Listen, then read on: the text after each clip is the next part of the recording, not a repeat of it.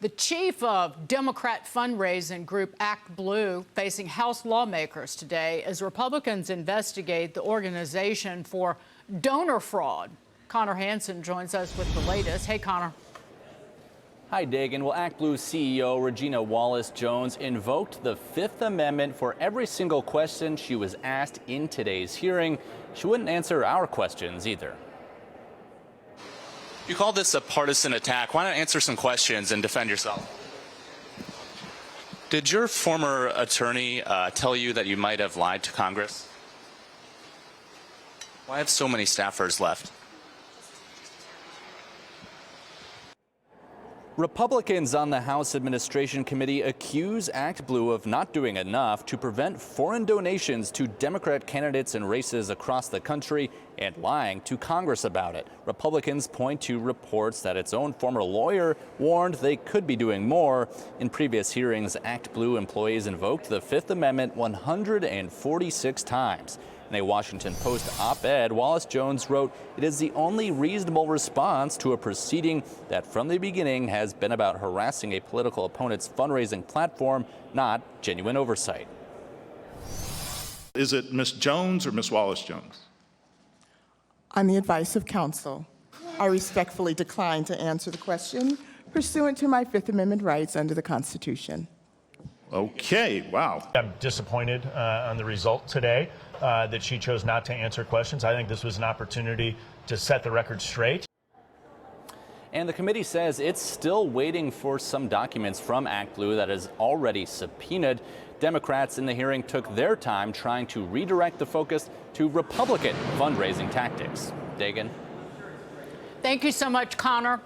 Of course they did. What? No, that the Democrats tried to distract and make it about the Republicans. Of course they did. Not well.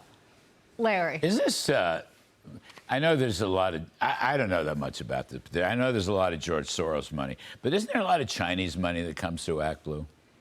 I'm just asking this question.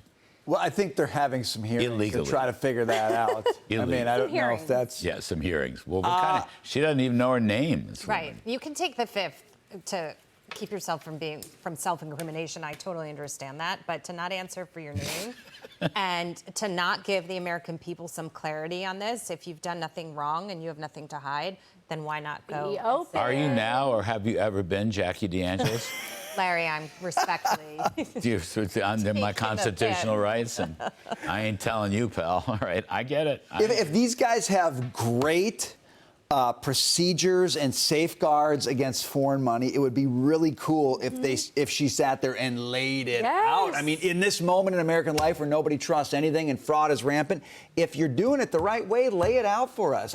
That's the thing about this, is it's like it's always shady and nobody wants to talk about it. Somebody step up and show us great safeguards just once. Do it, ActBlue. If you got them, do it. Including the PIN digits on the back of the credit cards that they weren't requiring.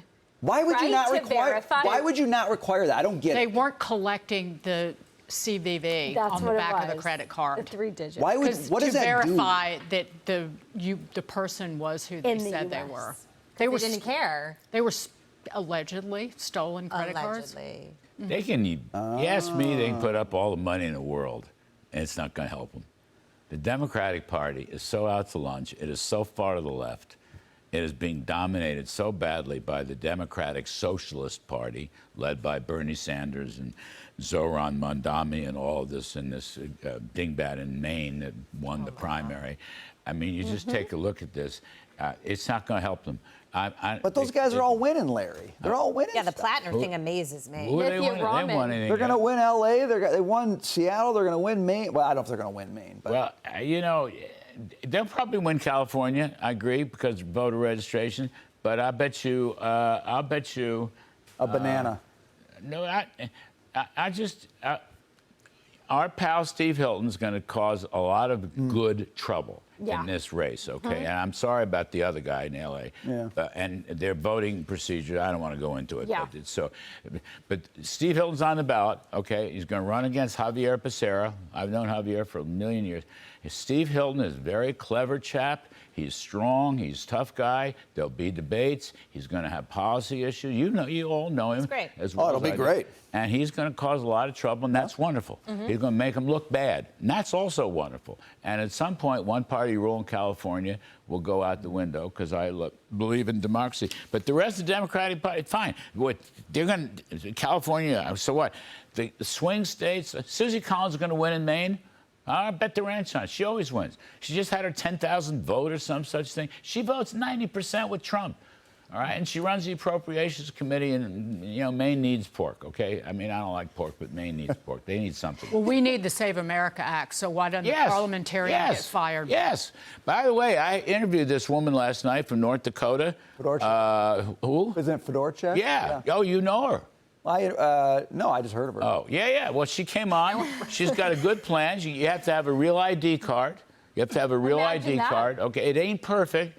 Marsha Blackburn has got a plan with Lindsey Graham. It's very similar. In other words, they'll give grants to the states if they use real ID cards, or if they have they go back to the FBI, whatever it is that shows you whether you're a citizen or not.